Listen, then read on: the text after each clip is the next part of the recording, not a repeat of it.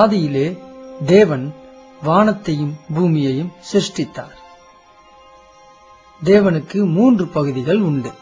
பிதாவாகிய தேவன், குமாரனாகிய தேவன், பரிசுத்த ஆவியாகிய தேவன். இம்மூவரும் ஒருவரே, உண்மையுள்ள ஜீவ தேவன். இம்மூவரும் தனியாக இருந்தாலும் இம்மூவரும் ஒருவரே. ஒரு நாள் பரலோகத்தில் லூசிபர் என்னும் அழகான தூதன் இருந்தான். தேவனுடைய சிங்காசனத்தை பாதுகாக்க தேவன் உயர்வான பதவியை அவனுக்கு கொடுத்திருந்தார். பிறகு ஒரு நாள் பாவமாகிய பெருமை அவன் இருதயத்தில் வந்தது. அவன் சர்வ வல்லமையுள்ள தேவனைப் போல் மாற விரும்பினான். லூசிபர் அவனது முட்டாள்தனத்தால் பல தூதர்களை ஏமாற்றி வசப்படுத்தி தன்னுடன் சேர்த்துக் கொண்டு பரலோகத்தை தன்வசமாக்க முயற்சித்தான். ஆனால் லூசிபர் பெரிய பிரச்சனைக்குள்ளானார். அவன் ஒரு படைப்பாகத்தான் இருந்தான். தேவன் லூசிபரையும் எல்லா கீழ்ப்படியாத தூதர்களையும் பரலோகத்திலிருந்து தூக்கி எறிந்தார். இந்த விழுந்து போன தூதர்கள் பிசாசுகளாகவும் லூசிபர் சாத்தானாகவும் மாறினார். பின்பு அவர்கள் சாத்தானின் ராஜ்யமாய் மாறிய இந்த பூமியை சுற்றி குடியேறினர். இப்போது பூமியானது ஆச்சரியமான நாடகத்திற்கு முக்கிய பகுதியாக மாறியது. இதுவே ஒரு கதாநாயகனை கொண்டு வரும் நேரமாக மாறியது. தேவன் சொன்னார், நமது சாயலாகவும் நமது ரூபத்தின்படியையும் மனுஷனை உண்டாக்குவோமாக. அவர்கள் பூமி அனைத்தையும் பூமியின் மேல் ஊறும் சகல பிராணிகளையும் ஆளக்கடவர்கள் என்றார். எனவே தேவன் தம்முடைய சாயலாக மனுஷனை சிருஷ்டித்தார். அவனை தேவ சாயலாகவே சிருஷ்டித்தார். ஆணும் பெண்ணுமாக அவர்களை சிருஷ்டித்தார். தேவனாகிய கர்த்தர் மனுஷனை பூமியின் மண்ணினாலே உருவாக்கி ஜீவ சுவாசத்தை அவன் நாசியிலே ஊதினார். மனுஷன் ஜீவாத்துமாவானான். ஆதாம் குறைவற்றவனாகவும் நித்திய நித்தியமாக வாழவும் படைக்கப்பட்டிருந்தார். ஆனால் சாத்தான் கடும் கோபம் கொண்டார். காரணம், புதிய படைப்பு என்று அழைக்கப்பட்ட மனிதன் அவன் எல்லைக்குள் வந்தான்.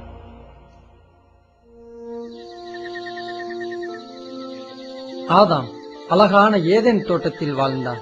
தேவகுமாரன் படைத்த எல்லா விலங்குகளுக்கும் அவன் பெயர் சூட்டினான். ஆதாம் தேவனோடு நடந்தான். தேவன் அவனுக்கு எல்லா ஜீவராசிகள் மேல் ஆளும் அதிகாரத்தை தந்தார். ஆனால் சாத்தான் ஆதாமை வெறுத்தான். ஆதாமின் சாவை விரும்பினார். தேவனாகிய கர்த்தர் மனுஷனை நோக்கி, நீ தோட்டத்தில் உள்ள சகல விருட்சத்தின் கனியையும் புசிக்கவே புசிக்கலாம். ஆனாலும் நன்மை தீமை அறியத்தக்க விருட்சத்தின் கனியை புசிக்க வேண்டாம். அதை நீ புசிக்கும் நாளில் சாகவே சாவாய். பின்பு தேவனாகிய கர்த்தர், மனுஷன் தனிமையாயிருப்பது நல்லதல்ல, ஏற்ற துணையை அவனுக்கு உண்டாக்குவேன். எனவே தேவன் ஏவாளை ஆதாமின் விலா எலும்பிலிருந்து உருவாக்கினார். அவர்கள் வாழ்க்கை தோட்டத்தில் உண்மையான பரதீசாயிருந்தது. ஒரு நாள் ஏவாள் தனித்திருந்த போது சாத்தான் அழகான சர்ப்ப வடிவில் ஏவாளை நெருங்கி அவன் ஏவாளிடம் பொய் சொல்லி தேவனால் விலக்கப்பட்ட மரத்தின் கனியை புசிக்கும்படி தூண்டினான். ஏவாள் அகோரமான தவறு செய்தாள். அவள் தேவனுக்கு பதிலாக சாத்தானுக்கு கீழ்ப்படிந்தாள். வெளியரங்கமான கீழ்ப்படியாமைக்கு அடையாளமாக ஆதாம் ஏவாள் இருவரும் விலக்கப்பட்ட கனியை புசித்து தேவனுக்கு முன்பாக பாவம் செய்தார்கள். இப்போது அவர்கள் தங்கள் கபடற்ற தன்மையை இழந்தார்கள். அவர்கள் இருவரும் ஆவியிலே மரித்தார்கள். பாவம் அவர்கள் தலைமுறைக்குள் ஒரு நோய் கிருமியை போல் பரவியது. இதன் முடிவாகவே இன்று யாரும் நம்மில் பாவமில்லாமல் இல்லை. தேவன் பாவத்தை வெறுக்கிறார். அவர் பாவத்தை தமது பிரசனத்துக்குள் அனுமதிப்பதில்லை. சாபமாகிய மரணம் எல்லா மனிதர் மேலும் பூமியின் மேலும் வந்தது. பாவத்தின் விளைவாக கர்த்தர் பூமியை முள்ளும் குறுக்கும் முளைப்பிக்கும்படி சபித்தார். ஆகையால் அவன் எடுக்கப்பட்ட மண்ணை பண்படுத்த தேவனாகிய கர்த்தர் அவனை ஏதேன் தோட்டத்திலிருந்து அனுப்பிவிட்டார். இதன் விளைவாக சாத்தான் உலகத்தையே தன் ஆளுகைக்குள் கொண்டு வந்தான். இனி மனிதன் ஒருபோதும் பூமியின் மேல் ஆளுகை செலுத்த முடியாது. எனவே பூமி இப்போது இருளின் அதிபதிக்கும் அவன் திரளான பிசாசுக்கும் அடிமையானது. இருந்த போதிலும் தேவன் தன் அன்பினால் ஆதாமினால் ஏற்பட்ட சேதத்தை நீக்க ஒரு இரட்சகரை அனுப்புவேன் என வாக்களித்தார். ஆதாமுக்கும் ஏவாளுக்கும் அநேக பிள்ளைகள் இருந்தனர். அவர்களில் 2 குமாரர்கள் பெயர் காயின் மற்றும் ஆபேல். காயின் முதல் பிறந்தவன். தன் கடும் கோபத்தால் வஞ்சனையால் தன் சகோதரன் ஆபேலை கொலை செய்தவன். இப்போது மனுக்குலம் மோசமான கீழ்மட்டத்திற்கு போகத் தொடங்கியது. இருளின் வல்லமை பூமியின் மேல் பரவியது. மனிதன் மிகவும் முரடனாக அடங்காதவனாக மாறினான். முடிவில்லா போர்களும் கோரமான கொலையும் கற்பழிப்பும் சித்திரவதையும் அதிகமானது. தேவன் இரக்கமுள்ளவராய் இருந்த போதிலும் மனிதனின் இருதயம் தேவனுக்கு எதிராக திரும்ப தொடங்கியது. அவர்கள் தேவனுக்கு பயப்படாததால் மனுக்குலம் கீழ்த்தரமான துன்மார்க்கத்திற்குள் மூழ்கியது. சாத்தானுக்கு தங்கள் பிள்ளைகளை கூட பலியிட்டனர். தேவன் நேசிக்கும் மனிதனை காண்பது அரிதானது.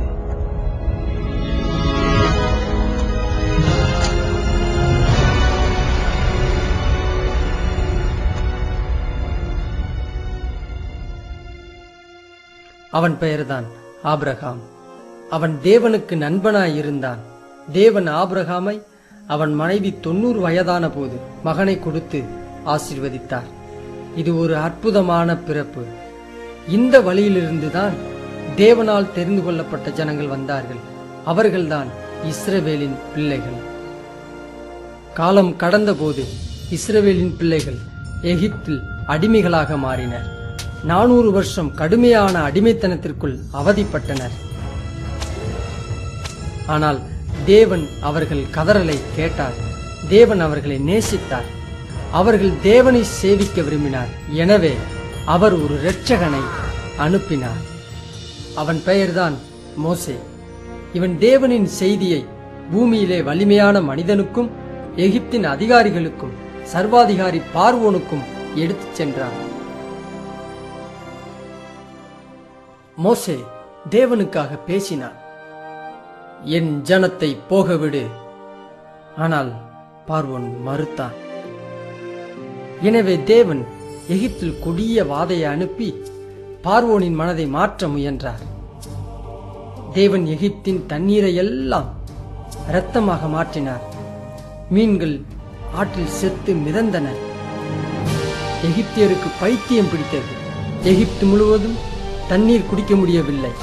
இருந்த போதிலும் பார்வோன் சிறிதளவும் மாறவில்லை. மற்ற வாதைகளும் தொடர்ந்தன. தவளைகள் நிலத்தை நிரப்பின. எகிப்தின் மிருகங்கள் எல்லாம் மரித்தன.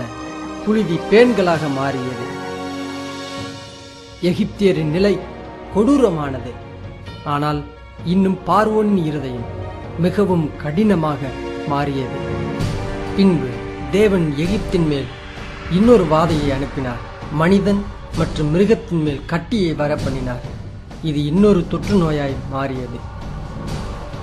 எகிப்து முழுவதும் நெருப்பு கல் மழையாக பெய்து விளைச்சலை எல்லாம் அழித்தது. எகிப்து பெரும் அழிவுக்குள்ளானது.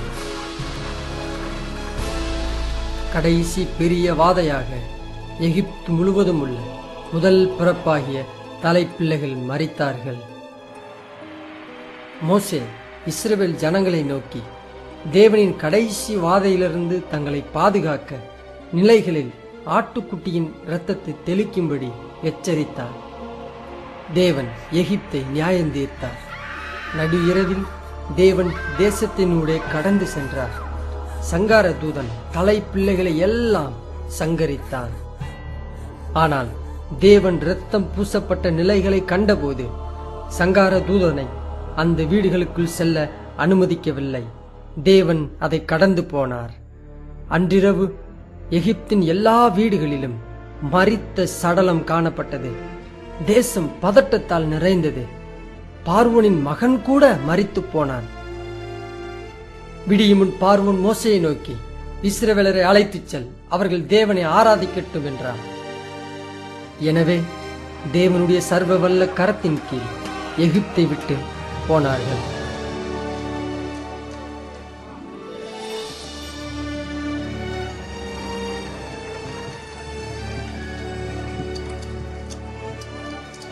நானூற்று 30 வருஷத்தின் முடிவில் இஸ்ரவேலருக்கு விடுதலை கிடைத்தது.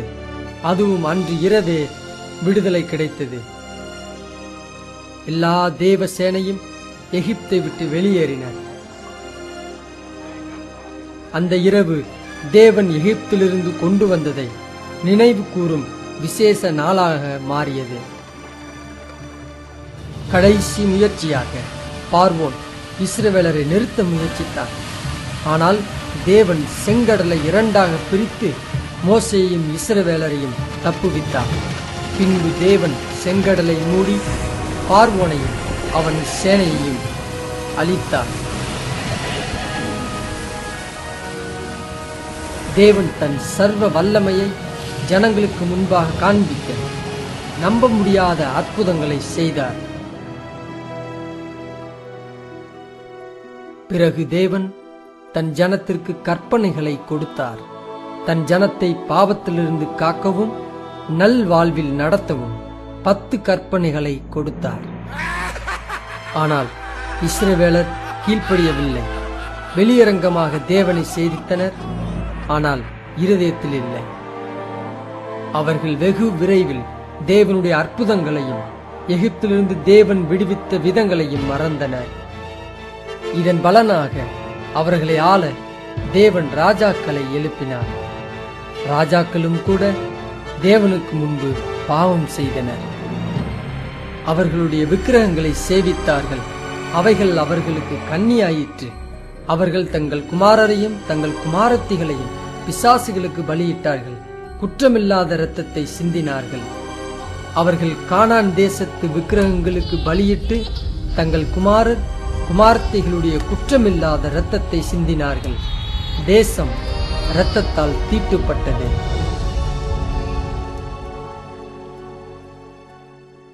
பிறகு தேவன் தீர்க்கதரிசிகள் மூலம் ஜனங்கள் பாவத்திலிருந்து திரும்பவும் தேவனை தேடவும் எச்சரித்தார். ஆனால் மறுபடியும் தேவனுக்கு கீழ்ப்படியவில்லை.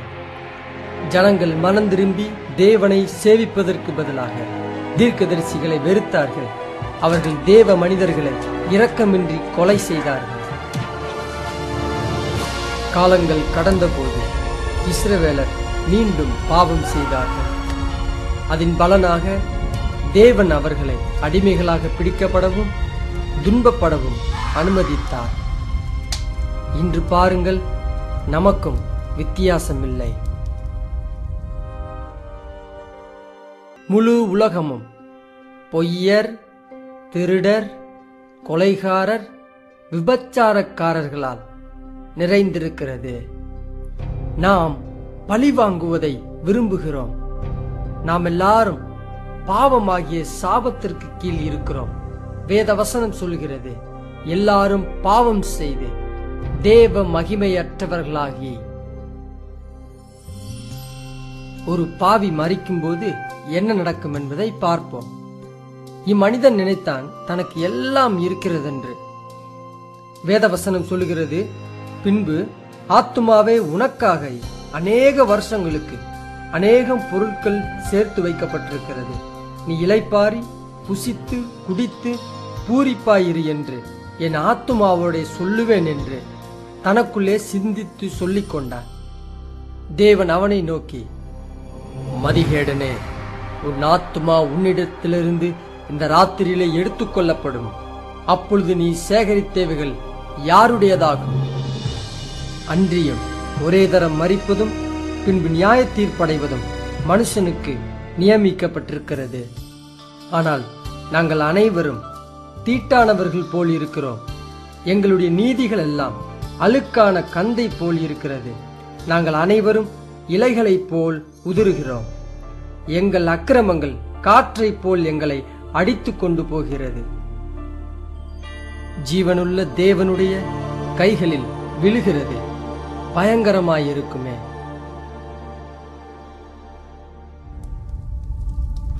மரணத்திற்கு பின் அவன் ஆத்துமா உடனே நரகத்திற்கு எடுத்துக் கொள்ளப்பட்டு தேவனின் கொடூரமான நியாய தீர்ப்புக்கு காத்திருக்கும். காரணம், அவன் தேவனுடைய இலவச பரிசாகிய நித்திய ஜீவனை தள்ளிவிட்டதே.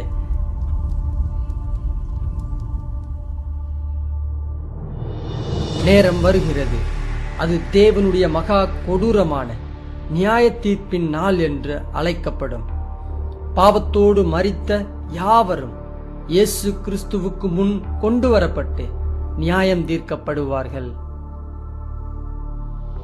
வேதவசனம் சொல்லுகிறது, பின்பு நான் பெரிய வெள்ளை சிங்காசனத்தையும் அதன் மேல் வீற்றிருக்கிறவரையும் கண்டேன். அவருடைய சமூகத்திலிருந்து பூமியும் வானமும் அகன்று போயின, அவைகளுக்கு இடம் காணப்படவில்லை. சமுத்திரம் தன்னிலுள்ள மரித்தோரை ஒப்புவித்தது. மரணமும் பாதாளமும் தங்களிலுள்ள மரித்தோரை ஒப்புவித்தன. பின்பு மரித்தோராகிய சிறியோரையும் பெரியோரையும் தேவனுக்கு முன்பாக நிற்க கண்டேன். அப்பொழுது புத்தகங்கள் திறக்கப்பட்டன. ஜீவ புஸ்தகம் என்னும் வேறொரு புஸ்தகமும் திறக்கப்பட்டது. அப்பொழுது அந்த புஸ்தகங்களில் எழுதப்பட்டவைகளின்படியே மரித்தோர் தங்கள் தங்கள் கிரியைக்கு தக்கதாக நியாய தீர்ப்படைந்தார்கள். மனுஷர் பேசும் வீணான வார்த்தைகள் யாவையும் குறித்து நியாய தீர்ப்பு நாளிலே கணக்கொப்புவிக்க வேண்டும். இவைகள் முடிந்த பின்பு தேவன் தூதனை பார்த்து ஜீவ புத்தகத்தை திறக்கும்படி கட்டளையிட்டு அதில் உங்கள் பெயர் இருக்கிறதா என்று பார்ப்பார். தூதன் பார்த்துவிட்டு சொல்லுவான், அந்த பெயர் இடம்பெறவில்லை ஆண்டவரே. பின்பு தேவன் சொல்லுவார், சபிக்கப்பட்டவர்களே, என்னை விட்டு பிசாசுக்காகவும் அவன் தூதர்களுக்காகவும் ஆயத்தம் பண்ணப்பட்டிருக்கிற நித்திய அக்கினியிலே போங்கள். அந்தப்படி இவர்கள் நித்திய ஆக்கினியை அடையவும் நீதிமான்களோ நித்திய ஜீவனை அடையவும் போவார்கள். ஜீவ புத்தகத்திலே எழுதப்பட்டவனாக காணப்படாதவன் எவனோ அவன் அக்கினி கடலிலே தள்ளப்பட்டான். வேதவசனம் சொல்லுகிறது, அவர்களுடைய வாதையின் புகை சதா காலங்களிலும் எழும்பும். அவர்களுக்கு இரவும் பகலும் நித்திய நித்தியமாக இளைப்பாறுதல் இராது.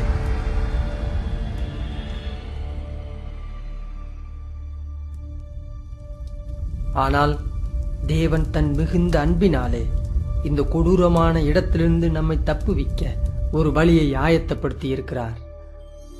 அவர் ஒருவரும் கெட்டு போகாமல் எல்லாரும் மனம் திரும்ப வேண்டும் என்று விரும்புகிறார். தேவன் உன்னை நேசிக்கிறார். நீ அவரோடு பரலோகில் வாழ விரும்புகிறார்.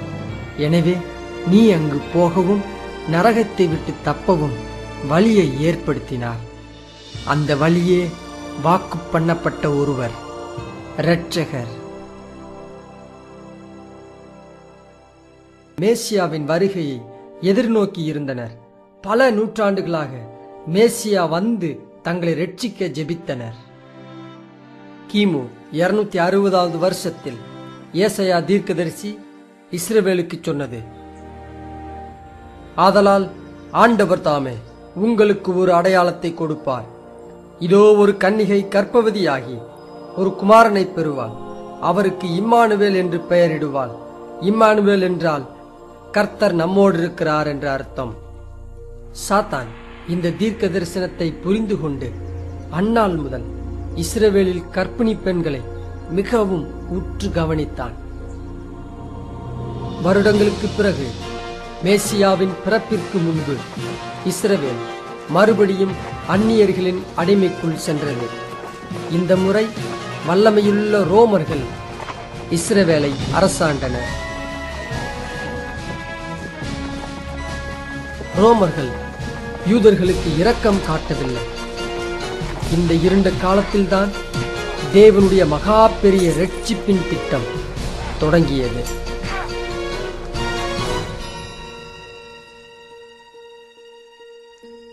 காபிரியல் பரலோகத்தில் உயர் பதவியிலுள்ள தூதன் பூமியின் சூழ்நிலைக்குள் ஊடுருவினான். இருளின் வல்லமை மேல் ஒளி வந்தது.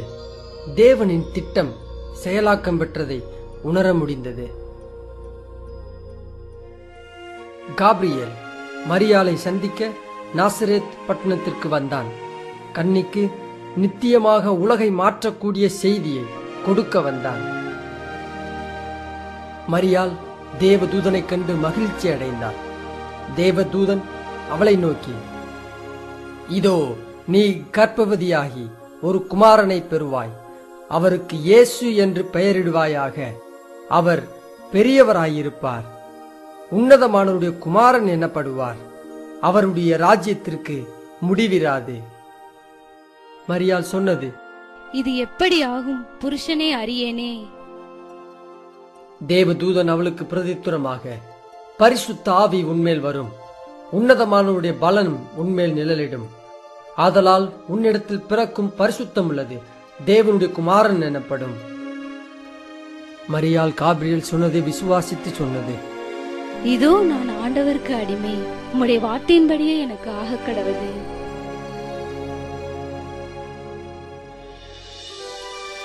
இயேசு தன் ஊழியத்தை தொடங்க மகிமையான பரலோகத்திலிருந்து புறப்பட்டார். அவரது இலக்கு நாசரேத் ஊராயிருந்தது. பரிசுத்த ஆவியானவர் மரியாளின் மேல் நிழலிட்டார். கன்னிகை கர்ப்பவதியானார். சர்வ லோகத்தையும் படைத்தவர் குழந்தையாக அவள் சரீரத்தில் உருவெடுத்தார். பின்பு மரியாள் 6 மாதம் கர்ப்பிணியான எலிசபெத்தை பார்க்க சென்றார். மரியாளின் வாழ்த்துதலை எலிசபெத் கேட்டபோது அவள் வயிற்றிலிருந்த குழந்தை மகிழ்ச்சியால் துள்ளியது. அவள் பரிசுத்த ஆவியினால் நிரப்பப்பட்டாள். அவளுக்கு பிறக்கப் போகும் குழந்தையின் பெயர் யோவான் ஸ்நானகன். எலிசபெத் மரியாளை பார்த்து உரத்த சத்தமாய் சொன்னது, ஸ்திரீகளுக்குள்ளே நீ ஆசீர்வதிக்கப்பட்டவள், உன் கர்ப்பத்தின் கனியும் ஆசீர்வதிக்கப்பட்டது. மரியாள் யோசேப்புக்கு நிச்சயிக்கப்பட்டிருந்தாள். ஆனால் இப்போது கர்ப்பிணியாயிருக்கிறாள். திருமணத்திற்கு முன்பு கர்ப்பவதியான பெண்களை யூத சட்டம் மரணத்திற்குட்படுத்தி இருந்தது. எனவே மரியாளுக்கு இது பெரிய பிரச்சனையாக மாறியது. இப்பிரச்சனைக்கு பின்புறம் சாத்தான் மரியாளை கல்லெறிந்து குழந்தையையும் கொலை செய்ய முயற்சித்தான். ஆனால் யோசேப்பு மரியாளை நேசித்ததினால் இதை அவன் வெளிப்படையான உதாரணமாக்க விரும்பவில்லை. அவன் மரியாளின் பாதுகாப்பிற்கு பயந்து மரியாளை ரகசியமாய் தள்ளிவிட மனதாயிருந்தான். கர்த்தருடைய தூதன் சொப்பனத்தில் அவனுக்கு காணப்பட்டு, யோசேப்பே, உன் மனைவியாக மரியாளை சேர்த்துக் கொள்ள ஐயப்படாதே. அவளிடத்தில் உற்பத்தியாயிருக்கிறது பரிசுத்த ஆவியினால் உண்டானது. அவள் ஒரு குமாரனை பெறுவாள். அவருக்கு இயேசு என்று பெயரிடுவாயாக. ஏனெனில் அவர் தமது ஜனங்களின் பாவங்களை நீக்கி அவர்களை இரட்சிப்பார். பின்பு மரியாளும் யோசேப்பும் நாசரேத்தில் திருமணம் செய்து கொண்டனர். சாத்தான் அகஸ்து ராயனை உலகெங்கும் வரியை கட்டளையிட ரோமுக்கு மாட்டினான். சாத்தான் தீமைக்காக இதை செய்தான். ஆனால் யோசேப்பும் மரியாளையும் பெத்லகேமுக்கு பிரயாணம் செய்யும் கட்டாயத்தை ஏற்படுத்தியதன் மூலம் வேதாகம தீர்க்க தரிசனம் நிறைவேற சாத்தான் உதவி செய்தான். இயேசு எங்கே பிறப்பார் என்பதை பரிசுத்த வேதாகமம் சொல்லி இருக்கிறது. பெத்லகேம் யோசேப்பின் பிறப்பிடமாகையால் அங்கே தனது வரியை செலுத்த வேண்டியதாயிருந்தது. மரியாள் பிரசவிக்கும் நிலையில் இருந்தால் இந்த தூர பயணத்தில் எப்படியும் விபத்து நடக்கும் என்று சாத்தான் நம்பியிருந்தான். ஆனால் தேவன் முழுமையும் ஆளுகை செய்தார்.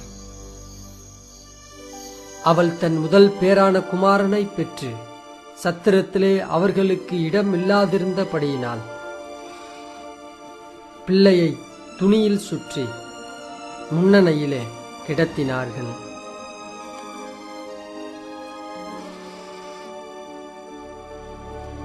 அன்றிரவு மேய்ப்பர்கள் வயலில் தங்கள் மந்தைகளை காத்து கொண்டிருந்த போது கர்த்தருடைய தூதனானவர் அவர்களுக்கு தோன்றி சொன்னது, பயப்படாதிருங்கள், இதோ எல்லா ஜனத்துக்கும் மிகுந்த சந்தோஷத்தை உண்டாக்கும் நற்செய்தியை உங்களுக்கு அறிவிக்கிறேன். இன்று கர்த்தராகிய கிறிஸ்து என்னும் இரட்சகர் உங்களுக்கு தாவீதின் ஊரிலே பிறந்திருக்கிறார். உடனே பரமசேனையின் திரள் தூதனுடனே தோன்றி, உன்னதத்தில் இருக்கிற தேவனுக்கு மகிமையும் பூமியில் சமாதானமும் மனுஷர் மேல் பிரியமும் உண்டாவதாக என்று தேவனை துதித்தார்கள். சர்வலோகத்தையும் படைத்தவர் தாழ்மையான இடத்தில் பிறந்தார். வேத வசனம் சொல்லுகிறது, அவர் உலகத்தில் இருந்தார், உலகம் அவர் மூலமாய் உண்டாயிற்று, உலகமோ அவரை அறியவில்லை.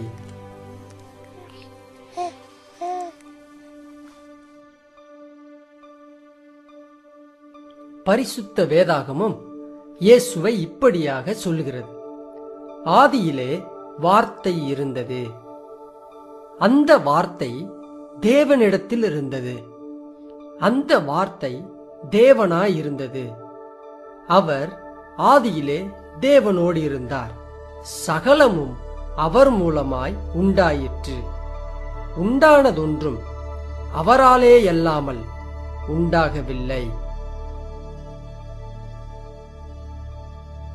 பிள்ளைக்கு விருத்த சேதனம் பண்ண வேண்டிய 8ஆம் நாளிலே, அது கற்பத்திலே உட்பவிக்கிறதற்கு முன்னே தேவதூதனால் சொல்லப்பட்டபடியே அதற்கு இயேசு என்று பெயரிட்டார்கள்.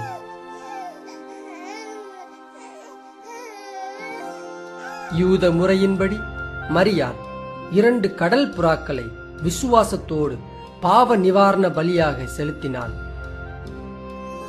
தேவன் மரியாளை இவ்வளவு உயர்வான கணத்திற்கு தெரிந்தெடுத்திருந்த போதிலும் மரியாள் தான் பாவி என்பதையும் தன் குழந்தையாகிய இயேசுவே தன்னுடைய இரட்சகராய் இருப்பார் என்பதையும் அறிந்திருந்தாள். தேவாலயத்தில் சிமியோன் என்னும் கணத்துக்குரிய தேவ மனிதன் இருந்தான். வேத வசனம் சொல்லுகிறது, கர்த்தருடைய கிறிஸ்துவை நீ காணும் முன்னே மரணமடைய மாட்டாய் என்று பரிசுத்த ஆவியினாலே அவனுக்கு அறிவிக்கப்பட்டிருந்தது. அவன் குழந்தை இயேசுவை தன் கையில் எடுத்து, உம் இரட்சணியத்தை என் கண்கள் கண்டது. இயேசு கிறிஸ்துவின் பிறப்பின் போது வானத்தில் நட்சத்திரம் தோன்றியது. ஞானிகள் கிழக்கிலிருந்து பரிசுகளுடன் நட்சத்திரத்தை பின்பற்றினர். இவர்கள் எருசலேமை அடையும் முன் 2 வருடம் பிரயாணம் செய்து வந்திருக்கலாம் என நம்பப்படுகிறது. ராஜாவிடம் கேட்டது, யூதருக்கு ராஜாவாய் பிறந்திருக்கிறவர் எங்கே? கிழக்கிலே அவருடைய நட்சத்திரத்தை கண்டு அவரை பணிந்து கொள்ள வந்தோ. ஏரோது ராஜா அதை கேட்டபோது அவனும் அவனோடு கூட எருசலேம் நகரத்தார் அனைவரும் கலங்கினார்கள். அவன் பிரதான ஆசாரியர், ஜனத்தின் வேதபாரகர் எல்லாரையும் கூடிவர செய்து கிறிஸ்துவானவர் எங்கே பிறப்பார் என்று அவர்களிடத்தில் விசாரித்தான். அதற்கு அவர்கள், யூதயாவில் உள்ள பெத்லகேமில் பிறப்பார் என்றார்கள். ராஜா சொன்னதை அவர்கள் கேட்டு போகையில், இதோ அவர்கள் கிழக்கிலே கண்ட நட்சத்திரம் பிள்ளை இருந்த ஸ்தலத்திற்கு மேல் வந்து நிற்கும் வரைக்கும் அவர்களுக்கு முன் சென்றது. அவர்கள் அந்த நட்சத்திரத்தை கண்டபோது மிகுந்த ஆனந்த சந்தோஷம் அடைந்தார்கள். அவர்கள் அந்த வீட்டுக்குள் பிரவேசித்து பிள்ளையையும் அதன் தாயாகிய மரியாளையும் கண்டு சாஷ்டாங்கமாய் விழுந்து அதை பணிந்து கொண்டு தங்கள் பொக்கிசங்களை திறந்து பொன்னையும் தூபவர்க்கத்தையும் வெள்ளை போலத்தையும் அதற்கு காணிக்கையாக வைத்தார்கள். பின்பு அவர்கள் ஏரோதினிடத்திற்கு திரும்பி போக வேண்டாம் என்று சொப்பனத்தில் தேவனால் எச்சரிக்கப்பட்டு வேறு வழியாய் தங்கள் தேசத்திற்கு திரும்பி போனார்கள். அவர்கள் போன பின்பு கர்த்தருடைய தூதன் சொப்பனத்தில் யோசேப்புக்கு காணப்பட்டு, ஏரோது பிள்ளையை கொலை செய்ய தேடுவான், ஆதலால் நீ எழுந்து பிள்ளையையும் அதன் தாயையும் கூட்டிக் கொண்டு எகிப்துக்கு ஓடிப்போய் நான் உனக்கு சொல்லும் வரைக்கும் அங்கே இரு என்றான். அவன் எழுந்து இரவிலே பிள்ளையையும் அதன் தாயையும் கூட்டிக் கொண்டு எகிப்துக்கு புறப்பட்டு போனான். அப்பொழுது ஏரோது தான் சாஸ்திரிகளால் வஞ்சிக்கப்பட்டதைக் கண்டு மிகுந்த கோபமடைந்து ஆட்களை அனுப்பி தான் சாஸ்திரிகளிடத்தில் திட்டமாய் விசாரித்த காலத்தின்படியே பெத்லகேமிலும் அதன் சகல எல்லைகளிலும் இருந்த 2 வயதிற்குட்பட்ட எல்லா ஆண் பிள்ளைகளையும் கொலை செய்தான். புலம்பலும் அழுகையும் மிகுந்த துக்கம் கொண்டாடலும் ஆகிய கூக்குரலும் ராமாவிலே கேட்கப்பட்டது. ராகேல் தன் பிள்ளைக்காக அழுது அவைகள் இல்லாதபடியால் ஆறுதல் அடையாமல் இருக்கிறாள் என்று எரேமியா தீர்க்கதரிசியினால் உரைக்கப்பட்டது அப்பொழுது நிறைவேறிற்று. இது கலங்கமற்றவர்களின் படுகொலையாக இருந்த போதிலும் தேவன் அருமையான அவர்கள் ஆத்துமாவை பரலோகத்திற்கு எடுத்துக்கொண்டார்.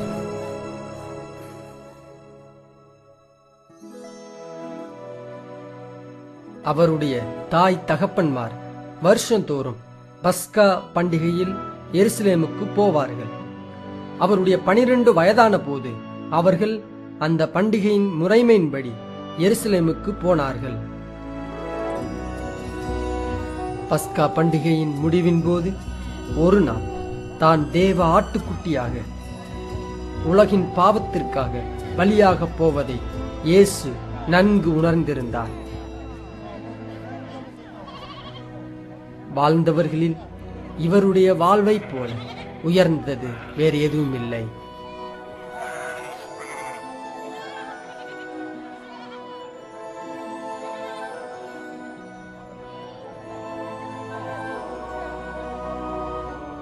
விருந்தின் முடிவில் தன் குடும்பத்தோடு வீட்டிற்கு போவதற்கு பதிலாக இயேசு தேவாலயத்தில் போதகர்களோடும் அவர்கள் சொல்வதை கேட்டுக்கொண்டும் அவர்களிடத்தில் கேள்விகளை கேட்டுக்கொண்டும் இருந்தார்.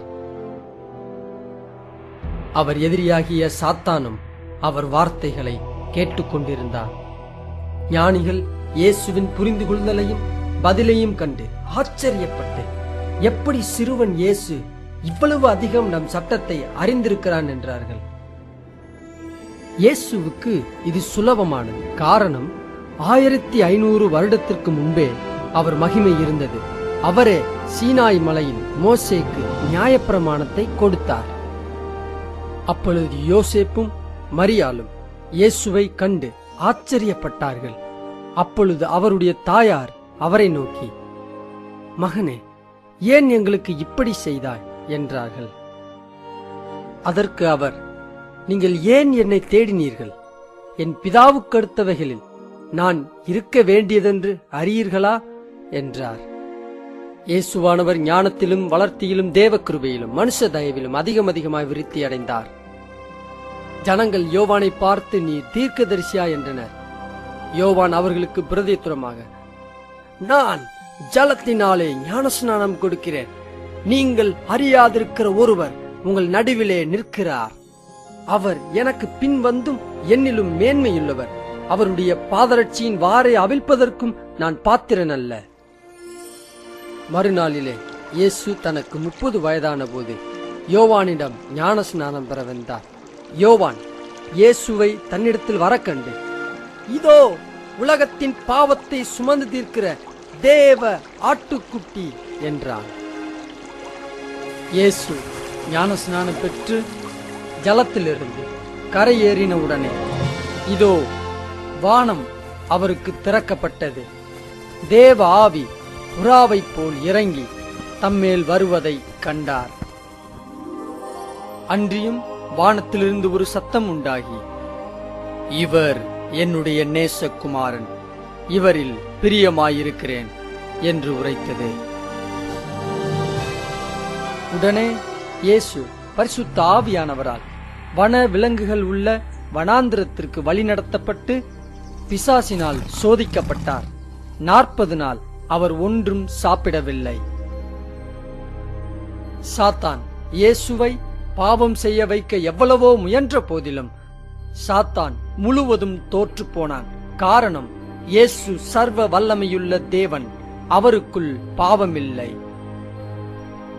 சோதனையின் முடிவிலே அப்பொழுது இயேசு, அப்பாலே போ சாத்தானே, உன் தேவனாகிய கர்த்தரை பணிந்து கொண்டு அவர் ஒருவருக்கே ஆராதனை செய்வாயாக என்று எழுதியிருக்கிறதே என்றார். அப்பொழுது பிசாசானவன் அவரை விட்டு விலகிப் போனான். உடனே தேவ தூதர்கள் வந்து அவருக்கு பணிவிடை செய்தார்கள். அது முதல் இயேசு மனம் திரும்புங்கள், பரலோக ராஜ்யம் சமீபித்திருக்கிறது என்று பிரசங்கிக்கத் தொடங்கினார். மேலும் இயேசு சத்துருவை நேசியுங்கள், உங்களை வெறுப்பவர்களுக்கு நன்மை செய்யுங்கள் என்று தன் வார்த்தையின் மூலம் தேவனுடைய இருதயத்தை வெளிப்படுத்தினார். இயேசுவின் போதனைகள் மக்களை பிரமிக்க செய்தது. அவர்கள் சொன்னது, எந்த மனிதனும் இவனைப் போல் ஒருபோதும் பேசினதில்லையே. பெரும்பாலான மத தலைவர்கள் பணக்கார மாயக்காரராக தேவாலயத்தை தங்கள் கட்டுக்குள் வைத்து தேவனுடைய சட்டங்களை தீட்டுப்படுத்துகிறோமே என்ற உணர்வில்லாமல் இருந்தனர். அவர்கள் வெகு விரைவில் தேவன் இயேசுவுக்கு எதிரிகளாக மாறினர். தேவனுடைய ஆலயம் பணம் சம்பாதிக்கும் மற்றும் ஏழைகள் கபடற்றவர்களை ஏமாற்றும் இடமாக மாறியது. இதை இயேசு பார்த்தபோது கோபத்தில் ஒரு சாட்டையை செய்து மத வஞ்சகர்களை தேவாலயத்தை விட்டு விரட்டி காசுக்காரர்களை கொட்டி மேஜைகளை தள்ளிவிட்டார். பின்பு இயேசு, என் பிதாவின் வீட்டை வியாபார வீடாக்காதிருங்கள் என்றார்.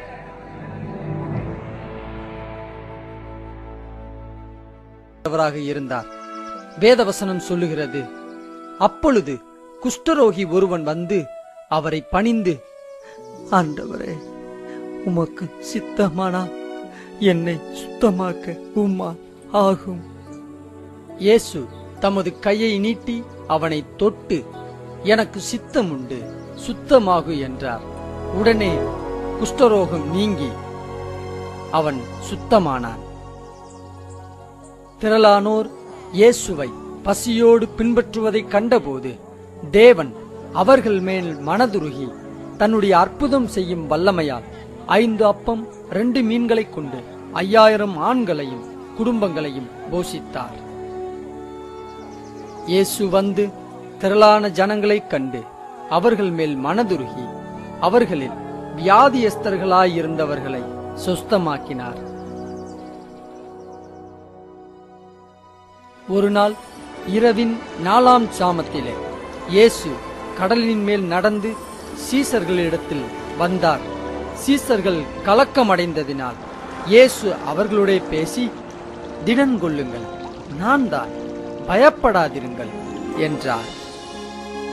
எல்லா படைப்பும் தேவகுமாரனுக்கு கீழ்ப்படிந்தது.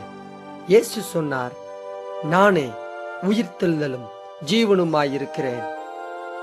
என்னை விசுவாசிக்கிறவன் மரித்தாலும் பிழைப்பான். தன் வல்லமையின் வெளிப்பாடாக 4 நாளுக்கு முன் மரித்திருந்த லாசருவின் கல்லறைக்கு வந்தார். இயேசு உரத்த சத்தமாய் அழுது, லாசருவே, வெளியே வா என்றார். அப்பொழுது மரித்தவன் வெளியே வந்தான். அவன் கால்களும் கைகளும் பிரேத சீலைகளினால் கட்டப்பட்டிருந்தது. இயேசு மரித்தவனை கூட உயிரோட எழுப்ப முடியும் என்கிற செய்தி எங்கும் பரவியது. பொழுது சாய்ந்த போது பிசாசு பிடித்திருந்த அநேகரை அவரிடத்தில் கொண்டு வந்தார்கள். அவர் அந்த ஆவிகளை தமது வார்த்தையினாலே துரத்தி பிணியாளிகள் எல்லாரையும் சுஸ்தமாக்கினார். பொதுமக்கள் இயேசுவை நேசித்தனர். ஆனால் மதத் தலைவர்களால் மிகப்பெரிய எதிர்ப்பு இயேசுவுக்கு இருந்தது. அவர்கள் இயேசுவை குற்றப்படுத்தி, இவன் வல்லமை சாத்தானிடமிருந்து வந்தது என்றார்கள். இயேசு அவர்களை நோக்கி, நீங்கள் உங்கள் பிதாவாகிய பிசாசானவனால் உண்டானவர்கள், உங்கள் பிதாவினுடைய இச்சைகளின்படி செய்ய மனதாயிருக்கிறீர்கள். அவன் ஆதி முதற்கொண்டு மனுஷ கொலைபாதகனாயிருக்கிறான். சத்தியம் அவனிடத்தில் இல்லாதபடியால் அவன் சத்தியத்திலே நிலை நிற்கவில்லை. அவன் பொய்யனும் பொய்க்கு பிதாவுமாயிருக்கிறபடியால் அவன் பொய் பேசும்போது தன் சொந்தத்தில் எடுத்து பேசுகிறான். நான் உங்களுக்கு சத்தியத்தை சொல்லுகிறபடினாலே நீங்கள் என்னை விசுவாசிக்கிறதில்லை. இதற்கு பின்பாக சாத்தான் ஆழமாக செயல்பட்டிருந்தான். ஆனால் நாம் உணர வேண்டியது, ஒருவருக்கு எதிராக சாத்தான் செயல்படும் முன் பரலோக தேவனிடம் அவன் அனுமதி பெற வேண்டும். எனவே வேதாகம தீர்க்க தரிசனத்தின் நிறைவேறுதலாக சாத்தான் இயேசுவை தாக்க தேவன் அனுமதித்தார்.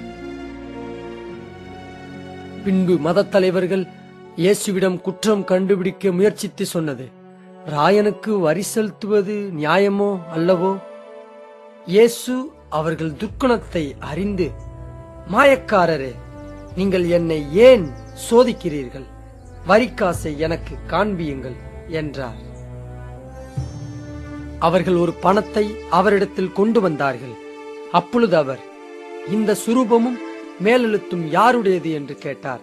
ராயனுடையது என்றார்கள். அதற்கு அவர், அப்படியானால் ராயனுடையதை ராயனுக்கும் தேவனுடையதை தேவனுக்கும் செலுத்துங்கள் என்றார். அவர்கள் அதை கேட்டு ஆச்சரியப்பட்டு அவரை விட்டு தங்கள் வழியே போய்விட்டார்கள். இயேசு பரிசேயரை எதிர்த்து சொன்னது, மாயக்காரராகிய வேத பாரகரே, பரிசேயரே, உங்களுக்கு ஐயோ! வெள்ளையடிக்கப்பட்ட கல்லறைக்கு ஒப்பாயிருக்கிறீர்கள்.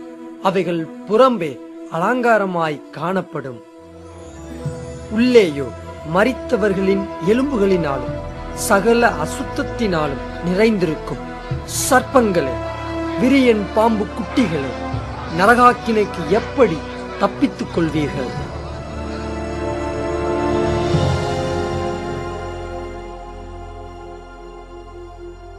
இயேசு சொன்னார், உலகத்தை ஆக்கினைக்குள்ளாக தீர்க்கும்படி தேவன் தம்முடைய குமாரனை உலகத்தில் அனுப்பாமல் அவராலே உலகம் ரட்சிக்கப்படுவதற்காகவே அவரை அனுப்பினார்.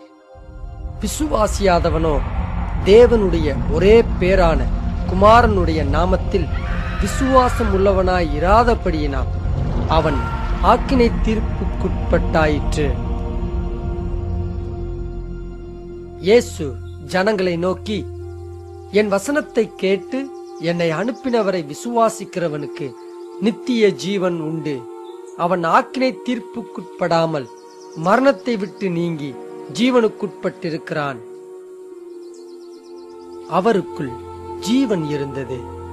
அந்த ஜீவன் மனுஷருக்கு ஒளியாயிருந்தது. இயேசு முழு மத அஸ்திபாரத்திற்கு அதிர்ச்சிய அலையை அனுப்பி சொன்னது, நானே வழியும் சத்தியமும் ஜீவனுமாயிருக்கிறேன். என்னாலே அல்லாமல் ஒருவனும் பிதாவினிடத்தில் வரான். இந்த வார்த்தைகள் மூலம் அவர் ஒருவரே பரலோகத்திற்கு வழி என்பதை முழு உலகத்திற்கும் வெளிப்படுத்தினார். இந்த வார்த்தைகள் மதவாத உலகத்தை தலைகீழாக்கியது.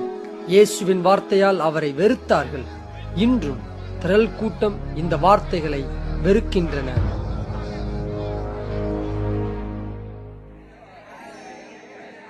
மேசியாவின் ஊழியம் முடிவை நெருங்கியது.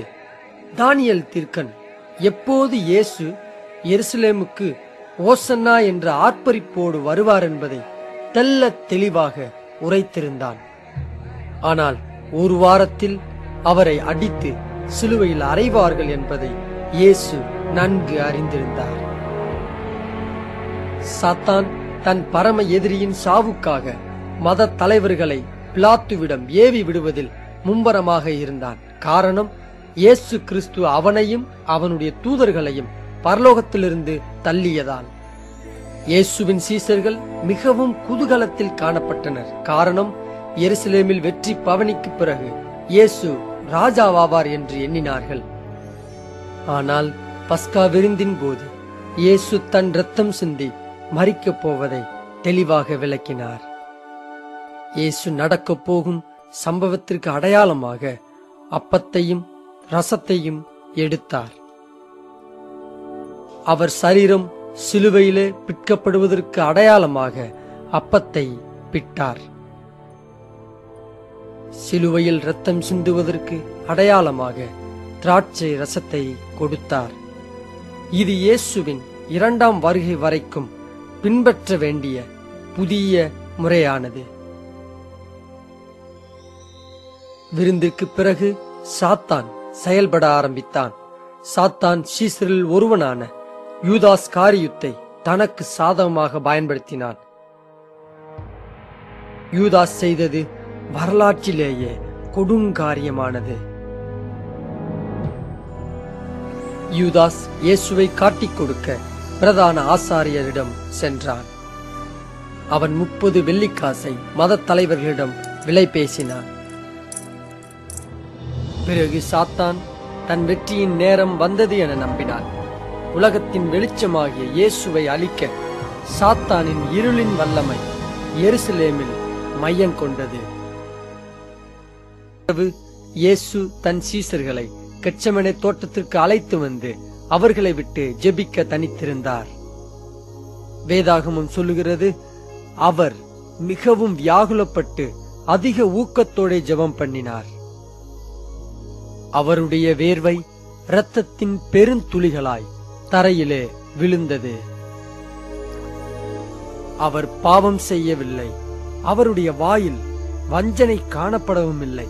ஆனால் இயேசு முழு உலகத்தின் பாவத்தையும் தன்மேல் எடுத்துக்கொண்டார். இயேசு, என் பிதாவே, இந்த பாத்திரம் என்னை விட்டு நீங்க கூடுமானால் நீங்கும்படி செய்யும்.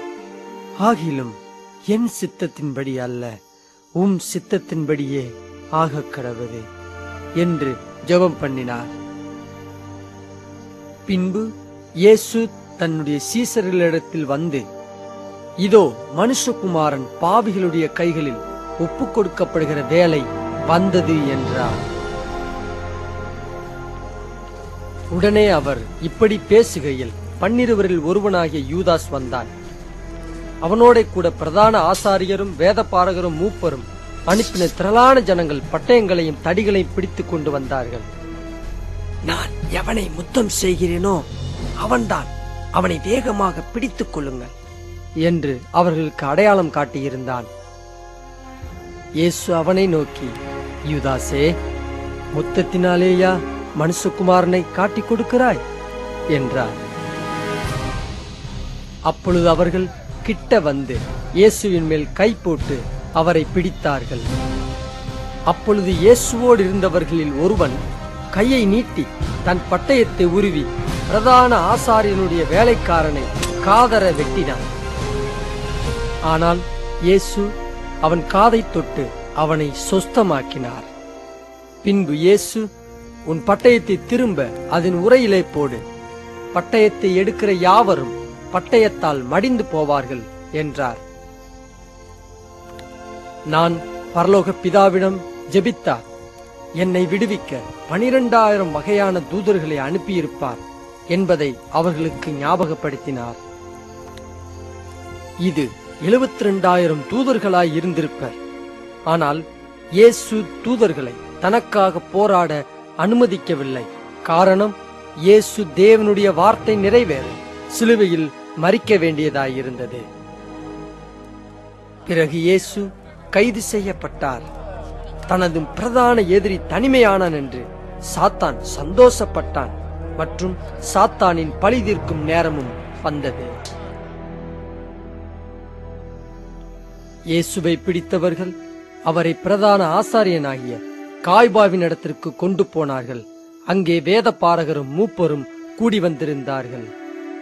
பிரதான ஆசாரியரும் மூப்பரும் சங்கத்தார் யாவரும் இயேசுவை கொலை செய்யும்படி அவருக்கு விரோதமாய் பொய் சாட்சி தேடினார்கள்.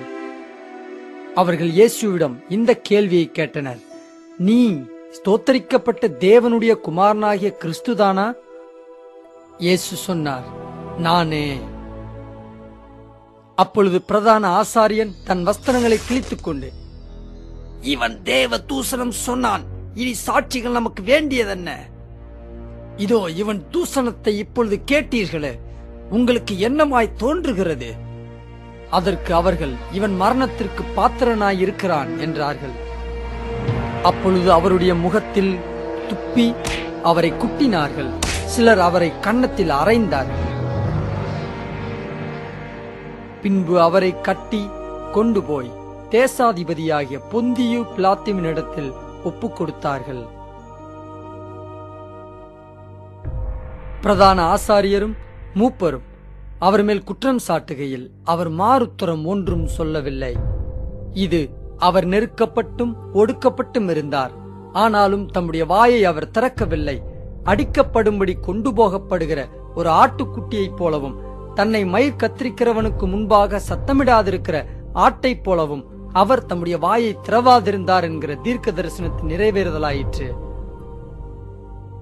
பிலாத்து அவரை நோக்கி, நீ யூதருடைய ராஜாவா என்று கேட்டான். அதற்கு அவர், நீர் சொல்லுகிறபடிதான் என்றார். இயேசுவின் குற்றத்தை கேட்ட பின் பிலாத்து அரசியல் ரீதியாய் மாட்டியிருந்தான். ஆனாலும் பயத்திற்கு மாறாக விடுதலை செய்ய வழி தேடினான். பிலாத்து பிரதான ஆசாரியனையும் மக்களையும் பார்த்து, இந்த மனிதனிடம் ஒரு குற்றத்தையும் நான் காணவில்லை. உடனே யூதர்கள் கொதிப்படைந்தனர். சூழ்நிலை கட்டுக்கடங்காத கலகத்திற்கு மாறி மக்கள் பிலாத்துவை தொந்தரவு செய்தனர். இது யூதர்களின் பண்டிகை காலமாகையால் ஒரு குற்றவாளியை விடுவிப்பது வழக்கம் என்பதை பிலாத்து நன்கு அறிந்திருந்ததால் பிலாத்து இயேசுவை விடுதலையாக்க விரும்பினான். போர்ச்சேவகர்கள் பரபாஸ் என்னும் கொலையாளியையும் ஜனங்கள் முன் நிறுத்தினர். மக்கள் பரபாசை அல்லது இயேசுவை விடுவிக்க தீர்மானிக்க வேண்டியதாயிருந்தது.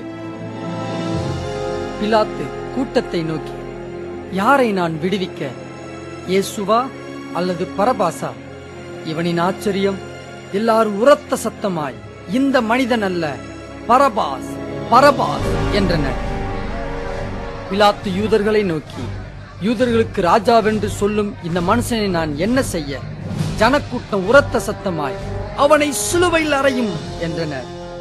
பிலாத்து இயேசுவிடம் மரணத்திற்கு ஏதுவான எந்த குற்றத்தையும் காணவில்லை. எனவே இயேசுவை சாட்டையால் அடித்தால் மக்கள் திருப்தி அடைவர், பிறகு இயேசுவை விடுதலையாக்க முடியும் என்று நினைத்தான். எனவே இயேசு போர் சேவர்களால் சாட்டையடிக்கு கொண்டு போகப்பட்டார். இப்பொழுது இயேசு முழு சூழ்நிலைக்குள் பிடிக்கப்பட்டிருந்தார். சிலுவை மரணத்தின் ஒவ்வொரு அடியும் உலகத் தோற்றத்தின் முன்பே பரலோக பிதாவாகிய தேவனாலும் குமாரனாகிய தேவனாலும் பரிசுத்த ஆவியாகிய தேவனாலும் முற்றிலும் திட்டமிடப்பட்டிருந்தது. தன் முதுகை அடிக்க ஒப்புவித்தார் என்ற வேத வாக்கிய நிறைவேற அவர்கள் இரட்சகர் கையை கட்டி தலையில் முள்முடி சூட்டி அடித்தார்கள். இயேசுவுக்கு அவர்களை நிறுத்த வல்லமை இருந்தது. ஆனால் விருப்பத்தோடு அவர்கள் அடிக்க தன்னை ஒப்புக் கொடுத்தார். பொதுவாக தோல் சாட்டையில் இரும்பு துண்டு மாத்திரம் இருக்கும். ஆனால் இயேசுவை அடிக்க இரும்பு குண்டும் கூர்மையான எலும்பும் சேர்க்கப்பட்டது. முதுகில் மாத்திரமல்ல, தொடை மற்றும் கால்களில் சாட்டையால் அடித்தனர். கூர்மையான எலும்பும் இரும்பு குண்டும் மாம்சத்தை கிழித்தன. இயேசுவின் சரீரம் கொடூரமாக கிழிக்கப்பட்டது. இரத்த நாளங்கள் கிழிந்து இரத்தமாய் ஊற்றின. இயேசுவை அடித்தே மரிக்க வைத்தனர். நம்முடைய மீறுதல்களின் நிமித்தம் அவர் காயப்பட்டு, நம்முடைய அக்கிரமங்களின் நிமித்தம் அவர் நொறுக்கப்பட்டார். சமாதானத்தை உண்டு பண்ணும் ஆக்கினை அவர் மேல் வந்தது. இயேசு கிறிஸ்துவின் தழும்புகளால் நாம் குணமாகிறோம்.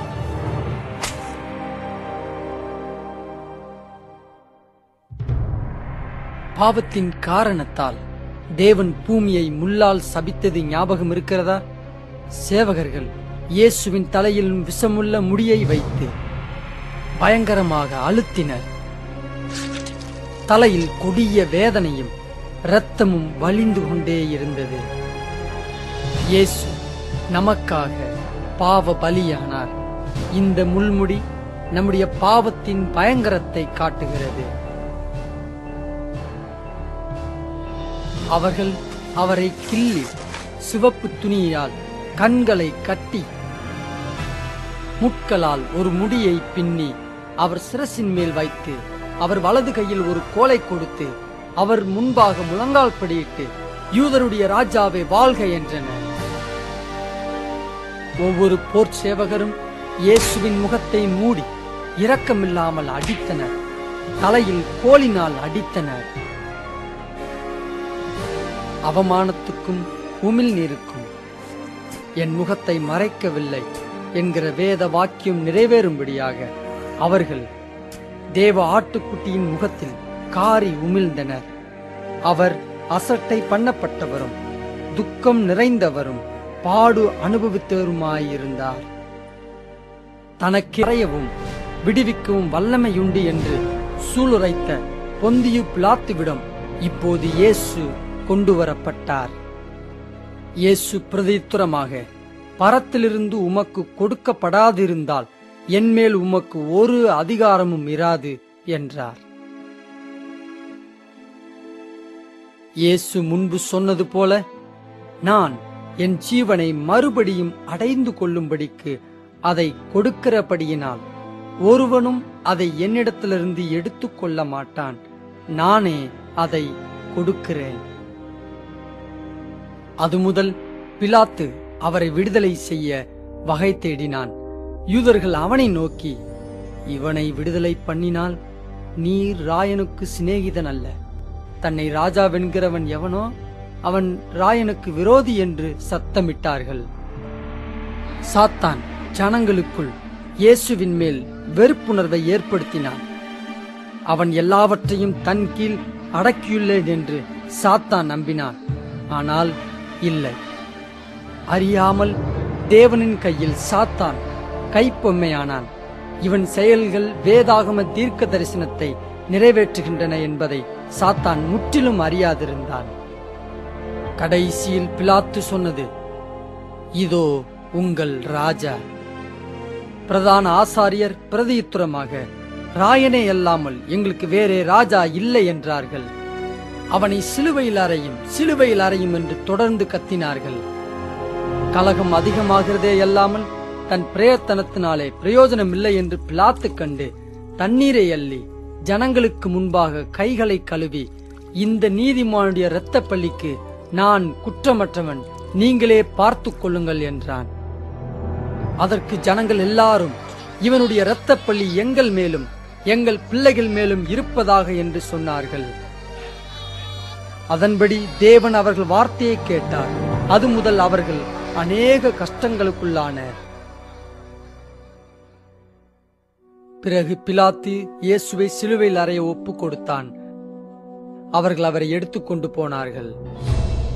இயேசுவின் மாம்சம் நூல் நாடாவைப் போல் தொங்கியது. ஆனாலும் அவர் 45 கிலோ சுமையுள்ள சிலுவையை 600 கிலோமீட்டர் தூரமுள்ள கொல்கதா மலைக்கு கொண்டு செல்ல கட்டளையிடப்பட்டார். கரடான மரம் அவர் முதுகை துளைத்தது. அவர் மரிக்கும் தருவாய்க்கு வந்தார். ஆனால் அற்புதம், அவர் இன்னும் உயிரோடு இருந்தார். இன்னொரு தீர்க்க தரிசனமும் நிறைவேறியது. மெய்யாகவே அவர் நம்முடைய பாடுகளை ஏற்றுக்கொண்டு நம்முடைய துக்கங்களை சுமந்தார். நாமோ அவர் தேவனால் அடிபட்டு வாதிக்கப்பட்டு சிறுமைப்பட்டவர் என்று எண்ணினோம். இன்னொரு தீர்க்க தரிசனமும் நிறைவேறியது. அடிக்கிறவர்களுக்கு என் முதுகையும் தாடை மயிரை பிடுங்குகிறவர்களுக்கு என் தாடைகளையும் ஒப்பு கொடுத்தேன். அவமானத்துக்கும் உமிழ் நீருக்கும் என் முகத்தை மறைக்கவில்லை.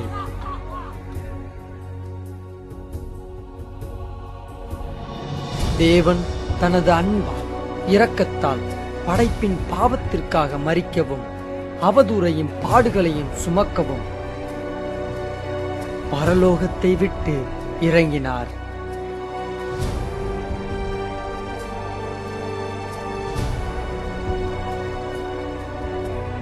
தூதர்கள் நடுக்கத்தோடு கவனித்துக் கொண்டிருந்தனர்.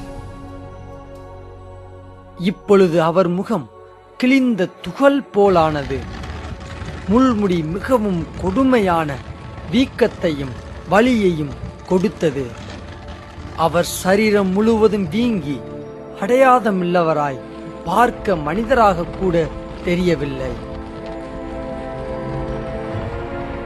பல நூற்றாண்டுகளுக்கு முன்பே இது நடந்தது. சங்கீதக்காரன் இயேசுவை பற்றி இந்த வார்த்தைகளை தீர்க்க தரிசனமாக உரைத்திருந்தான். நாய்கள் என்னை சூழ்ந்திருக்கிறது, பொல்லாதவர்களின் கூட்டம் என்னை வளைந்து கொண்டது. என் கைகளையும் என் கால்களையும் உருவ குத்தினார்கள். தன்னை குறித்து இயேசுவே சொல்லுகிறார், நான் பூமியிலிருந்து உயர்த்தப்பட்டிருக்கும் போது எல்லாரையும் என்னிடத்தில் இழுத்துக் கொள்ளுவேன்.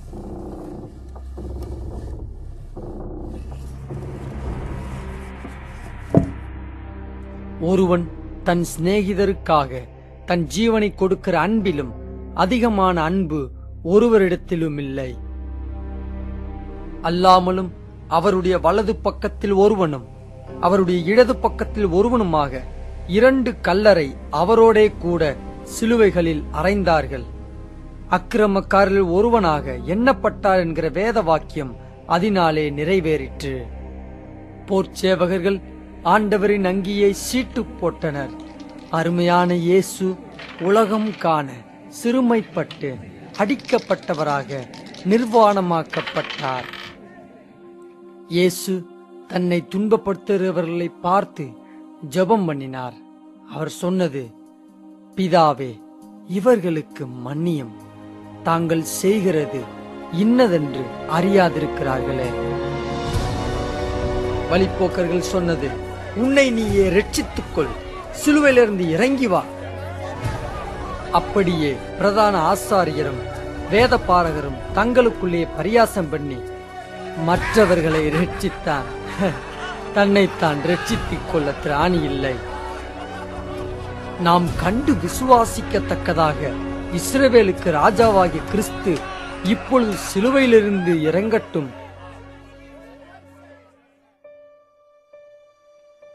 ஒரு நல்ல மருத்துவ ரீதியாக இந்த கோர சிலுவை மரணத்தை பற்றி சொன்னது.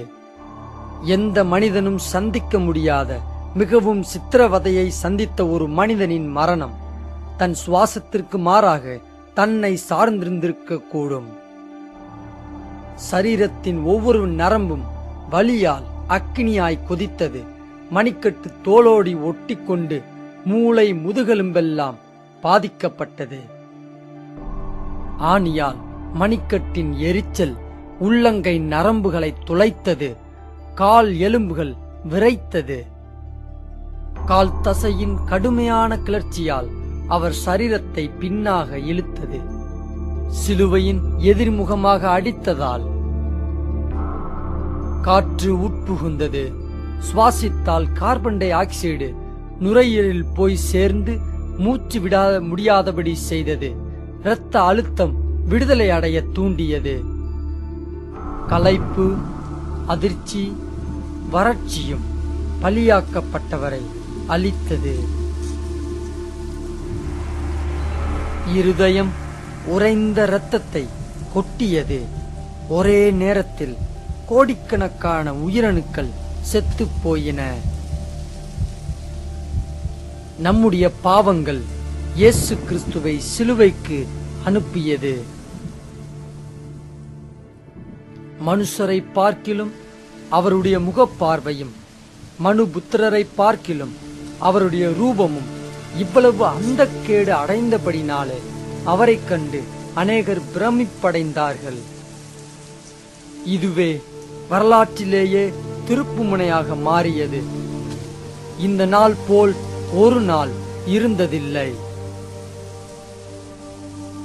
தேவன் தம்முடைய ஒரே பேரான குமாரனை விசுவாசிக்கிறவன் எவனோ அவன் கெட்டுப் போகாமல் நித்திய ஜீவனை அடையும்படிக்கு அவரை தந்தருளி இவ்வளவாய் உலகத்தில் அன்பு கூர்ந்தார். அந்த கொடிய நாளில் இயேசு சிலுவையில் சிந்திய இரத்தம் சாதாரண மனித இரத்தம் அல்ல, அது தேவனின் விலையேறப்பெற்ற இரத்தம். நமது எல்லா பாவங்களையும் கழுவ சக்தியுள்ள தேவனின் விலையேறப்பெற்ற இரத்தமாயிருந்தது. ஏன் இயேசு உனக்காக இந்த பாடுகளுக்குள்ளானார்? காரணம், அவர் உன்னை நேசிக்கிறார். இருளடைந்தது. பிதாவாகிய தேவன் பாவத்தை பார்க்க முடியவில்லை. இயேசு மனிதனின் பாவத்தை தன்மேல் ஏற்றுக்கொண்டார். நமது தவறான சிந்தனைக்கும் செய்கைக்கும் கோர சிலுவையிலே இயேசு விலைக்கரையம் செலுத்தினார்.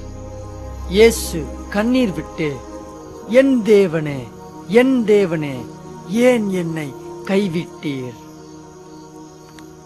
இதோ உலகத்தின் பாவத்தை சுமந்து தீர்க்கிற தேவ ஆட்டுக்குட்டி. இயேசு மரிக்கும் முன் கண்ணீரோடு எல்லாம் முடிந்தது என்றார். நம்மை இரட்சிக்க அவசியமான எல்லா வேலையெல்லாம் முடிந்து விட்டது. இயேசு, பிதாவே, உம்முடைய கைகளில் என் ஆவியை ஒப்புவிக்கிறேன் என்று மகா சத்தமாய் கூப்பிட்டு சொன்னார். இப்படி சொல்லி ஜீவனை விட்டார். சிலுவையின் பலி ஒருபோதும் மறுபடியும் வரப்போவதில்லை. அவர் மரித்தாரா என்பதை உறுதி செய்ய தேவனின் விழாவில் சேவகன் ஈட்டியால் குத்திய போதும் இரத்தமும் நீரும் கடந்து வந்தது. அவருக்கு எதிரே நின்ற 100க்கு அதிபதி அவர் இப்படி கூப்பிட்டு ஜீவனை விட்டதை கண்டபோது, மெய்யாகவே இந்த மனுஷன் தேவனுடைய குமாரன் என்றார். மரணத்துக்கு பின் அவர் சரீரம் சிலுவையிலிருந்து எடுக்கப்பட்டு நல்ல துணியால் சுற்றி கடனாக பெற்ற கல்லறையில் வைக்கப்பட்டது. பெரிய சந்தேகம் எருசலேமை சூழ்ந்தது. ஆண்டவராகிய இயேசு மரித்தார். யூதாஸ் தூக்கில் தொங்கினான். சீசர்கள் தங்கள் ஜீவனை காக்க தங்களை மறைத்துக் கொண்டனர். அனைத்தும் நம்பிக்கையற்ற நிலையில் இருந்தது. சீசர்கள் அவிசுவாசத்தால் இயேசு உயிர்த்தெழுவார் என்பதை மறந்து போனார்கள். பிறகு இது நடந்தது. உலகத்திலேயே மிகப்பெரிய சம்பவம். 3 நாளைக்கு பிறகு கல்லறையில் தேவனுடைய மகிமை பிரகாசித்து உலகிற்கு நித்திய ஜீவனின் நம்பிக்கையை கொடுக்கும்படியாக சிலுவையில் மரித்த ஒருவரை மறுபடியும் உயிரோடு எழுப்பியது. ஆண்டவராகிய இயேசு பாவத்தின் மேல் வெற்றி சிறந்து மரணத்தையும் பாதாளத்தையும் ஜெயித்தவராக சொன்னது, நான் அல்பாவும் ஒமேகாவும் ஆதியும் அந்தமுமாயிருக்கிறேன். நான் இருக்கிறவரும் இருந்தவரும் வருகிறவருமாகிய சர்வ வல்லமையுள்ள கர்த்தர். நான் மரித்தேன், ஆனாலும் இதோ சதா காலங்களிலும் உயிரோடு இருக்கிறேன். ஆமென். நான் மரணத்திற்கும் பாதாளத்திற்கும் உரிய திறவுகோலை உடையவராயிருக்கிறேன். அதிகாலையில் வாரத்தின் முதல் நாளில் இயேசுவின் சரீரத்தை அபிஷேகிக்க பெண்கள் வாசனை திரவியங்களை எடுத்துக்கொண்டு கல்லறைக்கு சென்றனர். அப்பொழுது ஒரு தூதன் அவர்களை வாழ்த்தி சொன்னது. தூதன் ஸ்திரீகளை நோக்கி, நீங்கள் பயப்படாதிருங்கள். சிலுவையில் அறையப்பட்ட இயேசுவை தேடுகிறீர்கள் என்று அறிவேன். அவர் இங்கே இல்லை. தாம் சொன்னபடியே உயிர்த்தெழுந்தார். சீக்கிரம் போய் அவர் மரித்தோரிலிருந்து எழுந்தார் என்று சீசர்களுக்கு சொல்லுங்கள். சாத்தானுடைய ராஜ்யம் அவனது முட்டாள்தனத்தால் மூடப்பட்டது. சாத்தான் தோற்கடிக்கப்பட்டான். உயிர்த்தெழுந்த இயேசுவால் சாத்தானின் நாட்கள் எண்ணப்பட்டன. சாத்தான் சர்வ வல்லமையுள்ள தேவனின் வல்லமையை குறைவாக எண்ணியிருந்தான். அவன் இவற்றை அறிந்திருந்தால் கண்டிப்பாக ஆண்டவரை சிலுவையில் மரணத்திற்கு அனுமதித்திருக்க மாட்டான்.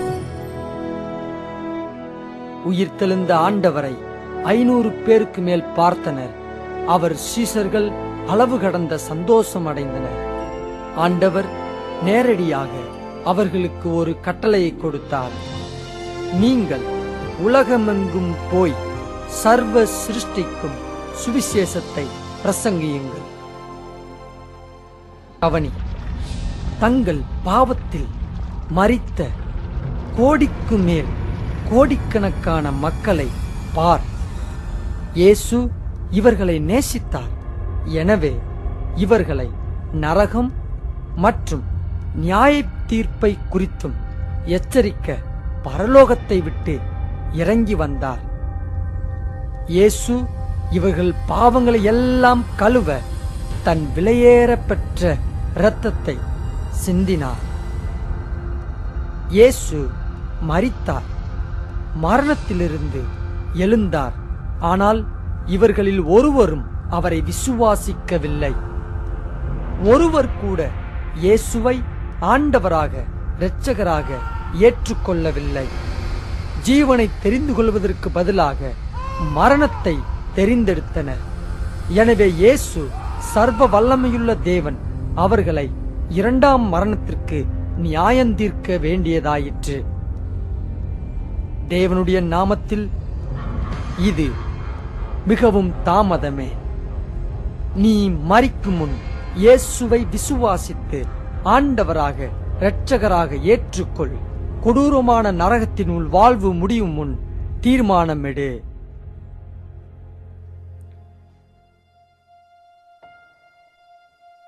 இயேசு பரலோகம் போகும் முன் அவரை ஏற்றுக்கொள்ளும் அனைவருக்கும் அருமையான வாக்குத்தத்தத்தை விட்டுச் சென்றார்.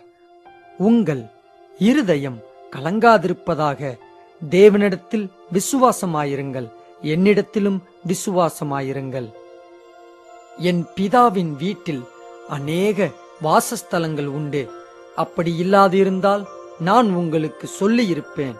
ஒரு ஸ்தலத்தை உங்களுக்காக ஆயத்தம் பண்ண போகிறேன்.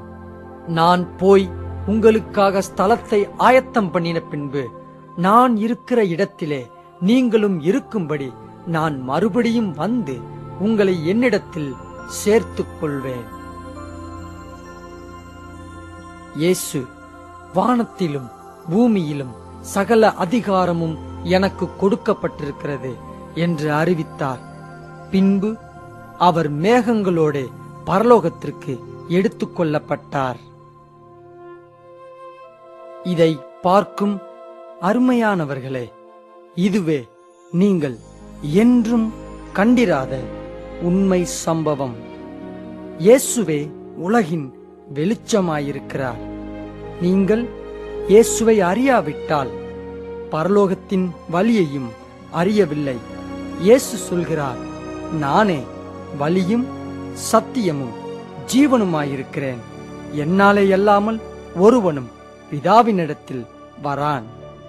என்னவென்றால், கர்த்தராகிய இயேசுவை நீ உன் வாயினாலே அறிக்கையிட்டு தேவன் அவரை மரித்தோரிலிருந்து எழுப்பினார் என்று உன் இருதயத்திலே விசுவாசித்தால் இரட்சிக்கப்படுவாய். சாத்தான் தோற்கடிக்கப்பட்ட எதிரியாக இருந்தாலும் தேவன் ஒழுங்கற்ற இந்த உலகை ஆளுகை செய்ய அனுமதி கொடுத்தார். சாத்தானின் நோக்கம் சுவிசேஷத்திற்கு எதிராக மக்களின் கண்களையும் மனதையும் குருடாக்குவதாகும். இன்றைக்கு கோடிக்கணக்கானோர் ஏமாற்றப்படுகின்றனர். மதம் உங்கள் ஆத்துமாவை அழிக்க சாத்தானின் ஒரு வழி. ஆனால் இயேசு உன் ஆத்துமாவை ரட்சிக்க வந்தார். புத்தரின் போதனைகளை பின்பற்ற சாத்தான் திரளானோரை பயன்படுத்தினான். ஆனால் புத்தர் மரித்தார். அவருக்கு ரட்சிக்க வல்லமையில்லை. அவரும் ஒரு சாதாரண மனிதன். பழங்கால பிரஜாதிய மதங்கள் பரலோக ராணி எனப்பட்ட அஸ்தரோத்தை ஆராதித்தனர். இன்றும் கோடிக்கணக்கான ரோமன் கத்தோலிக்கர்கள் அறியாமையால் கன்னி மரியாள் வணக்கத்தில் பிரஜாதிய தேவதைகளை ஆராதிக்கின்றனர். தேவனே தன்னுடைய பரிசுத்த வார்த்தையில் கட்டளையிட்டிருக்கிறார். கைவேலையாய் செய்யப்பட்டதும் வார்ப்பிக்கப்பட்டதுமான யாதொரு விக்கிரகத்தை உண்டு பண்ணுகிறவன் சபிக்கப்பட்டவன். நீ அவைகளை நமஸ்கரிக்கவும் சேவிக்கவும் வேண்டாம். இவை தேவனுடைய பார்வைக்கு அருவருப்பானது. சாத்தானின் மற்றொரு முதன்மையான ஆயுதம் இஸ்லாம். அல்லாஹ் மத்திய கிழக்கு நாடுகளின் நிலவு தேவர்களுக்கு மேலானவன் அல்ல என்பதை வரலாறு தெளிவாக நிரூபிக்கிறது. முகமது இயேசுவை சொந்த இரட்சகராக ஆண்டவராக ஏற்றுக்கொள்ள மறுத்ததால் நரகத்திற்கு நியாயந்தீர்க்கப்பட்டிருக்கிறான். பிசாசு மனுக்குலத்தை கோடிக்கணக்கான தவறான தெய்வங்களை ஆராதிக்க வழிநடத்தினான்.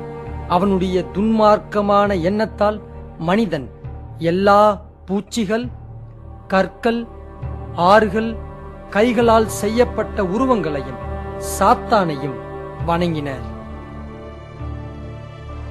நீங்கள் இயேசுவை உண்மையாக பின்பற்ற கண்டிப்பாக எல்லா தவறான தெய்வங்களையும் வெறுத்து இயேசுவை மாத்திரம் பின்பற்ற வேண்டும். இயேசு கிறிஸ்துவை ஆண்டவராக இரட்சகராக ஏற்றுக்கொள்ள மறுத்த அனைவருக்கும் கடைசி இடமாகிய அக்கினிக்கடல் நியமிக்கப்பட்டிருக்கிறது. அவர்களுக்கு இது மிகவும் தாமதம். ஆனால் உன்னை குறித்து என்ன? இயேசுவை நீ ஏற்றுக்கொண்டால் இதுவே உனது அருமையான புது வாழ்வின் ஆரம்பம். தேவன் உன்னை ஆசீர்வதித்து உன் முழு வாழ்வையும் மாற்றி நல்ல புது இருதயத்தை கொடுப்பார். உடனே உங்கள் எல்லா பிரச்சனைகளும் மாறுவதில்லை. ஆனால் உங்களுக்காக இயேசு கிறிஸ்து உங்கள் பாரங்களை சுமக்கிறார். அவர் உங்களை விசாரிக்கிறவரானபடியால் உங்கள் கவலைகளை எல்லாம் அவர் மேல் வைத்து விடுங்கள். ஆனால் நீங்கள் மரித்த பின் அருமையான இரட்சகர் முன்பு நிற்கும்போது அருமையான நேரம் வரும். அவர் சொல்லுவார், நல்லது, உண்மையும் உத்தமமும் உள்ள ஊழியக்காரனே, உன் எஜமானுடைய சந்தோஷத்திற்குள் பிரவேசி. தேவன் உன்னை நேசிக்கிறார். எனவே உன்னை எரி நரகத்திலிருந்து காக்க உன்னை வழி நடத்துவார். இயேசு உன் இருதயத்துக்குள் இன்று வர விரும்பினால் நீ அவரை நோக்கி கூப்பிட வேண்டும். அர்த்தத்தை உணர்ந்து என்னோடு இந்த வார்த்தைகளை திரும்பிச் சொல்லுங்கள். ஆண்டவரே, நான் பாவி, உமது பாவ மன்னிப்பு எனக்கு தேவை என்பதை உணர்கிறேன். இயேசு கிறிஸ்து எனக்காக மரித்து மரணத்திலிருந்து எழுந்தார் என்பதை நம்புகிறேன். இயேசுவே, இப்பொழுது நான் மனம் திரும்புகிறேன். நான் என் பாவத்திலிருந்து முழுவதும் திரும்ப விரும்புகிறேன். தயவு செய்து என் இருதயத்துக்குள் வாரும். என் இரட்சிப்புக்கு உம்மை மாத்திரம் நம்புகிறேன். நித்திய ஜீவ வார்த்தைகளை கேட்கவும் பெற்றுக்கொள்ளவும் என்னை வழிநடத்தியதற்காய் நன்றி. இயேசுவின் நாமத்தில் ஆமென்.